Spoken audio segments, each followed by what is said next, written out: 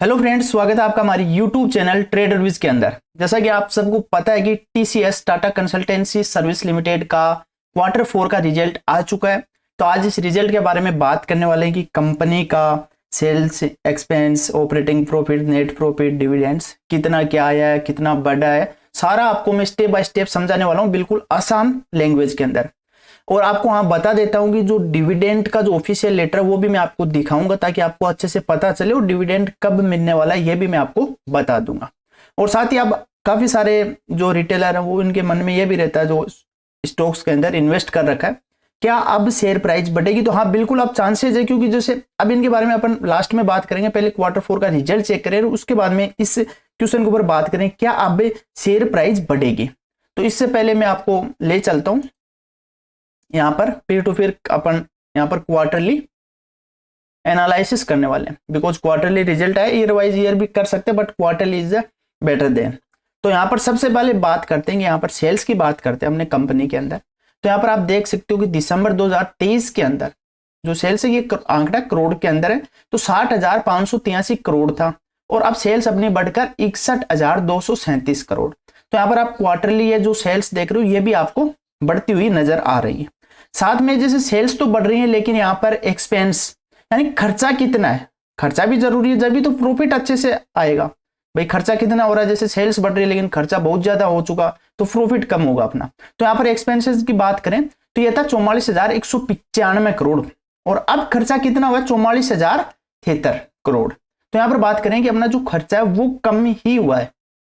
जो दिसंबर 2023 में जो रिजल्ट आया था उसकी अपेक्षा Q4 में जो रिजल्ट आ रहा है उसमें खर्चा है वो अपना कम हो रहा है। तो एक अच्छी बात है कि सेल्स ज्यादा हो रही है, खर्चा कम हो रहा है, तो ये अपने लिए सबके लिए जो भी इसके अंदर इन्वेस्ट कर रखा है उनके लिए सबके लिए अच्छी न्यूज है। अब बात करते हैं यहाँ पर कंपनी का ऑपरेटिंग प्रॉफिट कितना है, ये जो ऑपरेट कर रहे हैं उनका प्रॉफिट कितना है। तो यहाँ पर देखो आप देख सकते हो क्वार्टरली, जैसे मार्च 2023, जून 2023, सितंबर 2023 और दिसंबर 2023 के अंदर भी आप देख सकते हो 16,388 करोड़ था। मार्च 2024 के अंदर जैसे डाटा मिला है आपको, अभी लेटेस्ट आया, तो यहाँ पर 17,164 करोड़। तो ये भी ऑपरेटिंग प्रॉफिट भी देखने को मिला है, तो ये अच्छी न्यूज है आप सबके लिए। अब यहाँ पर बात करने वाले हैं कि जो नेट प्रॉफिट है कंपनी का वो कितना है। तो यहाँ पर जो नेट प्रॉफिट है इसकी बात करते हैं, क्योंकि ये ईयर वाइज ईयर या क्वार्टर वाइज क्वार्टर बढ़ना चाहिए, जब भी जाके आपकी जो शेयर प्राइस है वो बढ़ेगी। तो अब यहाँ पर मैं आपको दिखाता हूँ नेट प्रॉफिट की बात करते हैं। तो यहाँ पर जैसे दिसंबर 2023 के अंदर नेट प्रॉफिट आप देख सकते हो 11,097 करोड़ था, लेकिन अब बात करते हैं 12,502 करोड़। तो यहाँ पर जो नेट प्रॉफिट है वो भी ऑलमोस्ट यहाँ पर बढ़ चुका है, लगभग 1,500 करोड़ के लगभग या 1,400 करोड़ मान सकते हो आप। तो यहाँ पर प्रॉफिट ये भी देखने को मिला, बढ़ता हुआ नजर आ रहा है। अब यहाँ पर बात करते हैं कि क्या कंपनी ने डिविडेंड दिया है या नहीं दिया है, वो भी मैं आपको दिखाता हूं। आपको पता होना चाहिए कंपनी ने डिविडेंड दिया है, कितना दिया है और कब ये डिविडेंड मिलने वाला है।